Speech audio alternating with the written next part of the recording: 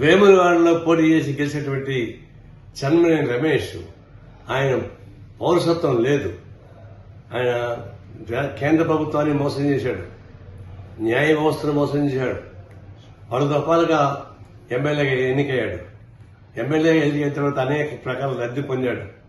ప్రభుత్వ వేతనంతో పాటు ఆయన పలుకుబడి ఉపయోగించుకొని కోట్లాది రూపాయల వ్యాపారం చేసుకున్నాడు. చివరికి ఆయన నువ్వు పౌరుడు కాదని చెప్పేసి కోర్టు తేల్చేసింది.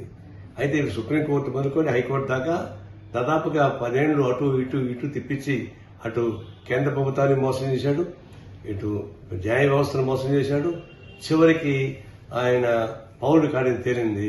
ఎవరైతే కేసు వేశారో పేరు శ్రీనివాస్, ఆయనకు కోర్టు ఖర్చుల కింద 25 లక్షలు కట్టించమని చెప్పి కోర్టు చెప్పింది. దీన్ని బట్టి కోర్టు ఖర్చుల కోసం ఇప్పించినటువంటి కోర్టే ఇప్పుడు నేను కోరేది ఏంటంటే, ఆయన న్యాయ వ్యవస్థను మోసం చేశాడు, కేంద్ర ప్రభుత్వాన్ని మోసం చేశాడు.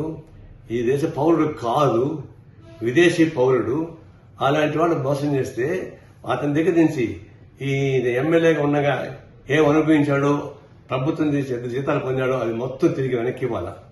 అదే సందర్భంలో ఆయన ఎమ్మెల్యే పదవిని ఉపయోగించుకొని అనేక కోట్ల రూపాయల లావాదేవీలు పొందాడు. ఇవన్నిటికీ ఆయన పనిష్మెంట్ గా శిక్ష పడాలా. ఒకటి, ఆర్థికంగా లబ్ధి పొందిన మొత్తం ప్రభుత్వానికి ఇవ్వాలి. 2, మోసం చేసినందుకు చీట్ల కింద అతని కేసు బుక్ చేయని చెప్పేసి మేము కోరుతున్నాం. అవసరమైతే న్యాయస్థానం కూడా మేము ఆశ్రయిస్తాం.